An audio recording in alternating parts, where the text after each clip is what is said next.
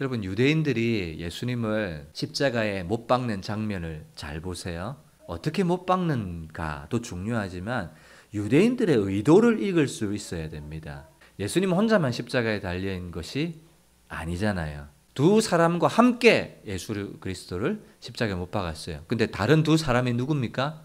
다른 성경을 보면 다른 두 죄수 혹은 두 강도와 함께 예수님을 십자가에 못 박았어요. 왜 그랬을까요, 유대인들이? 예수님의 죽음을 유대인의 왕, 메시아, 그리스도의 죽음으로 만들고 싶지 않은 거예요. 다른 두 강도의 죽음과 일반인 죽음으로 만들어 놓고 싶은 거예요. 만약에 예수님을 혼자 십자가에 딱 못 박았다. 그럼 어떻게 될까요? 좀 주목되겠죠. 그런데 강도들과 함께 못 박아버렸어요. 그러면 그냥 죄인과 죄수가 그 죄의 대가를 받는 건 아무 이상한 일이 아니잖아요. 그러니까 사람들로 하여금 십자가를 주목하지 못하게 하는 거예요. 누가 십자가에 달렸는지를 주목하지 못하게 하는 거예요. 십자가의 진실을 오도하게 하려는 이 마음이 여기 숨어 있는 거죠. 근데 예수님을요, 다른 두 죄수와 함께 십자가에 못 박는데 예수님을 어디에 둡니까? 가운데 둬요.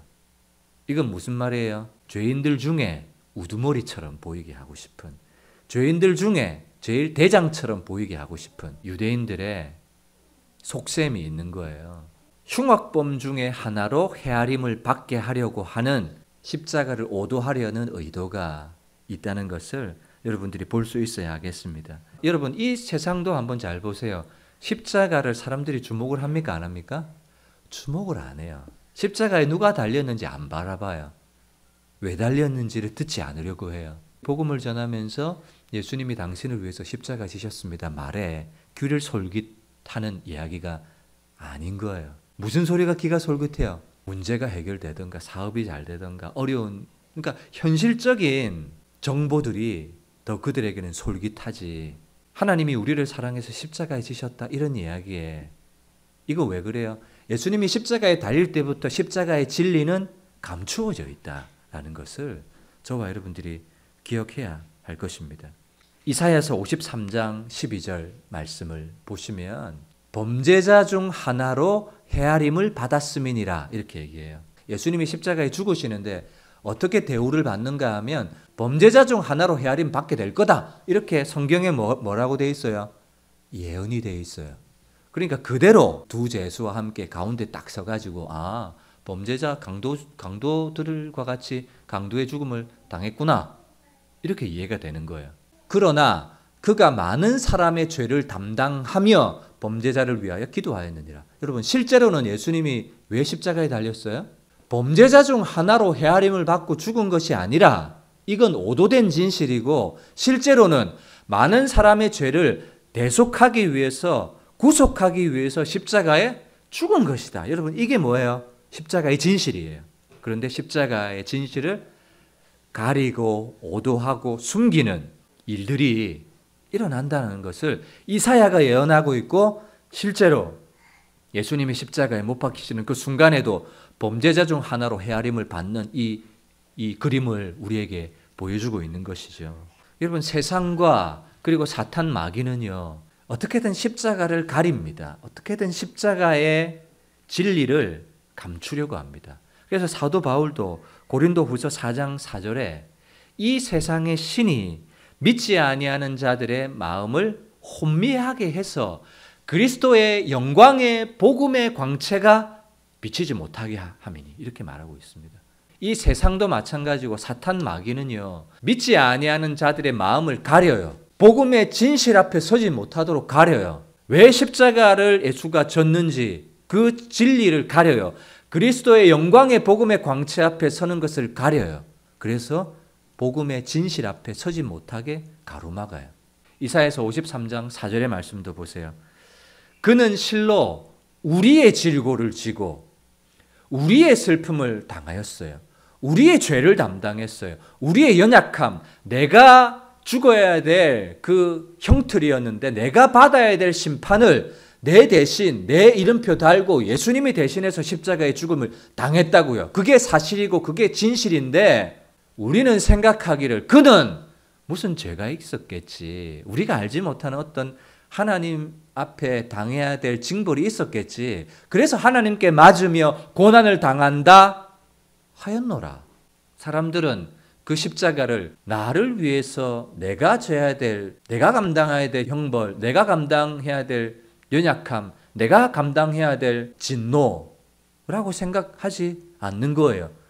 그가 하나님 앞에 진노받을 일이 있었겠지, 맞을 일이 있었겠지, 버림당할 일이 있었겠지, 이렇게 생각하는 거예요. 여러분, 진실은 뭐라고요? 딱 십자가를 보면 그 십자가는 유대인의 왕이었던 메시아, 그리스도, 기름 부음 받은 예수가 달린 십자가지만 그 십자가를 믿음으로 받아들이는 순간 그 십자가는 이제 누구의 십자가가 되는 거예요? 예수님이 달린 십자가가 아니라 나의 질고를 지고 누구의 십자가가 되는 거예요? 이제 내 십자가가 되는 거예요. 내 십자가. 십자가를 깊이 경험하고 만나지 않은 사람들은 여전히 그 십자가는 누구 십자가가 되는가 하면 예수님이 지신 십자가, 예수님이 달린 십자가, 메시아가 지신 십자가이겠지만 십자가를 만나고 자기 사건으로 경험된 사람은 그 십자가는 나의 십자가가 되는 거예요. 내가 달린 십자가가 되는 거예요. 내가 받을 형벌, 내가 받을 진노, 그것을 예수님이 대신 지셨기 때문에 십자가에서는 예수님만 달린 것이 아니라 나도 달린 거예요. 나도 달린 거. 내가 죽었던 죽음의 현장이 어디예요? 십자가인 거예요. 십자가. 이사야 53장 8절도 한번 보세요. 그는 곤욕과 신문을 당하고 끌려갔으나 누구 때문에요? 우리의 질고를 지고 우리의 슬픔을 대신해서. 그런데 그 세대 중 누가 생각하기를, 그 세대 중에 아무도 생각을 못하는 거예요. 어떤 생각을?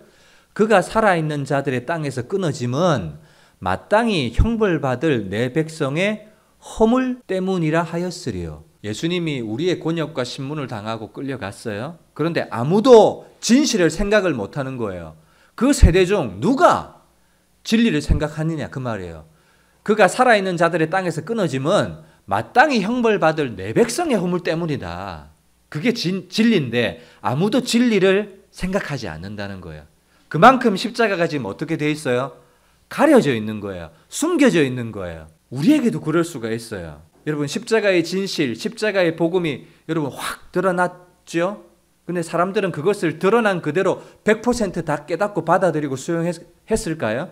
저 역시도 복음을 수많이 설교를 하고 복음을 날마다 가르치고 있지만 내가 알고 있는 복음이 전부일까? 이런 질문들을 참 많이 합니다. 내가 깨달은 것이 전부일까? 이런 생각을 참 많이 해요.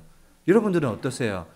예수님이 십자가에 달리는 순간부터 십자가는 가려져 있어요. 범죄자 중 하나로 여김을 받게, 그리스도 영광의 복음의 강처가 비치지 못하게 가리려고 하는, 그래서 그 세대 중 한 사람도 살아있는 자들의 땅에서 예수가 끊어진 것은 마땅히 형벌받을 내 백성의 허물, 나의 허물 때문이라는 사실을 아무도 생각을 못했다고 할 정도로 이사야가 예언하고 있잖아요.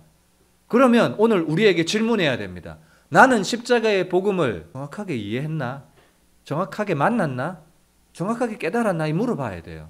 여러분, 복음을 가르치다 보면 참 많은 반응들이 나오는데 안 믿어진다, 안 깨달아진다, 이해가 안 간다, 못 믿겠다. 그래서 믿어야 될 것 같기는 한데 이거 잘 모르겠다, 확신이 안 선다, 이런 대답들을 참 많이 합니다. 그거 왜 그렇습니까? 가려져 있는 거예요. 가려져 있는 거.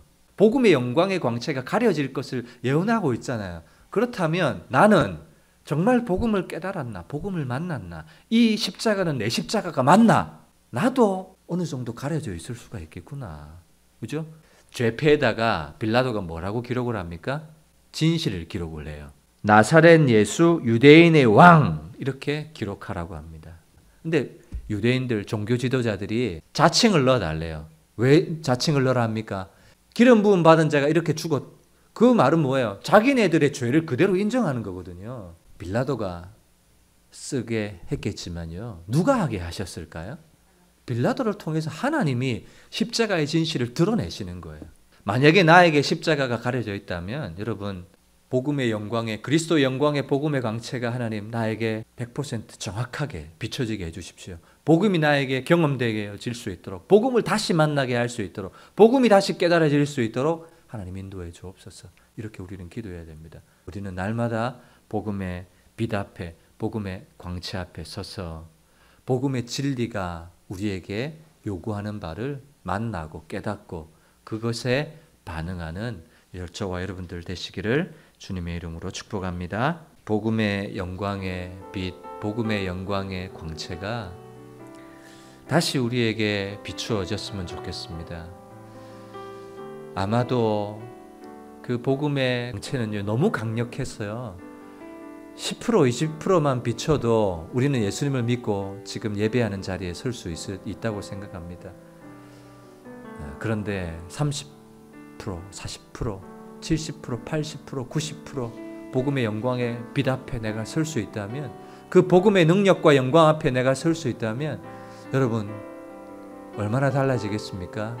하나님 아버지, 그 복음의 영광의 광채를 나에게 비추어 주옵소서. 복음을 만나고 경험하고 이제는 예수님의 십자가가 아니라 나의 십자가, 나를 위한 십자가, 나의 십자가가 될 수 있도록 인도하여 주옵소서. 우리 들었던 말씀 생각하면서 함께 기도합니다.